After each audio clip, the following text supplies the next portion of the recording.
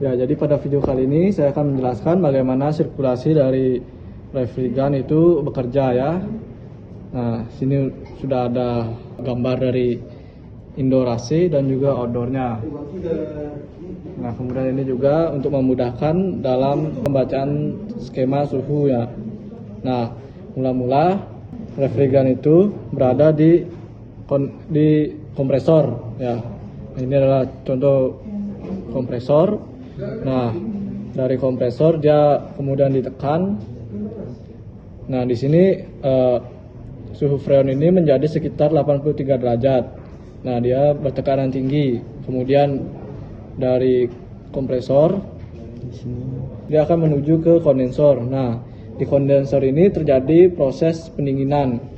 Nah, dari yang awalnya suhunya 83 derajat, setelah dia melewati kondensor dia akan turun menjadi 45 derajat yang dibantu dengan pendinginan oleh udara dan juga motor fan. Kemudian setelah itu dia akan melewati filter, kemudian dari filter dia akan ke pipa kapiler. Nah, di sekitar pipa kapiler ini suhunya masih agak panas, yaitu 42 derajat. Kemudian setelah melewati pipa kapiler dia akan menuju ke evaporator. Nah, di evaporator ini suhunya sudah dingin, yaitu 5 derajat, dan tekanannya juga turun.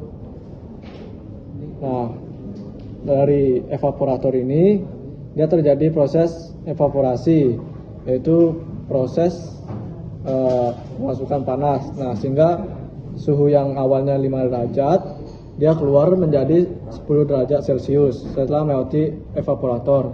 Dan bentuk dari refrigannya ini berubah menjadi gas tekanan rendah. Kemudian dari situ dia akan disedot lagi, akan dihisap lagi oleh kompresor. Nah, di sini kemudian dia akan keluar lagi menuju ke kondensor. Nah, begitu untuk diagramnya. Kemudian kita akan ke produknya langsung ya. Nah, ini dari kompresor dia akan ditekan, nah menuju ke kondensor. Nah, dari sini nih suhu dari freonnya itu, dari refrigannya itu panas, yaitu 83 derajat. Nah, di sini bentuk freonnya itu adalah gas tekanan tinggi ya. Kemudian dia menjadi proses kondensasi, pendinginan di kondensor. Nah, setelah melewati kondensor, suhu dari freon itu turun menjadi 45 derajat. Kemudian bentuknya berubah menjadi cair tekanan tinggi. Nah, kemudian dari situ dia akan melewati pipa kapiler. Nah, ini ya, yang bulat ini melingkar di tengah, ini adalah pipa kapiler. Nah, dari sini dia terjadi penurunan tekanan dan juga penurunan suhu jadi 5 derajat. Kemudian dia akan masuk ke evaporator ini. Nah, dari evaporator ini dia terjadi proses evaporasi, yaitu proses pengambilan panas dari ruangan dan pelepasan panas dari freonnya.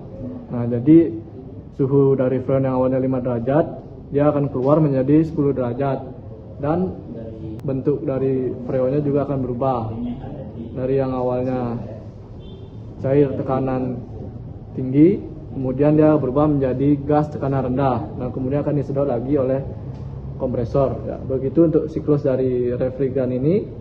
Apabila ada kesalahan dalam pengucapan maupun dalam penyampaian gambarnya, saya mohon maaf. Terima kasih.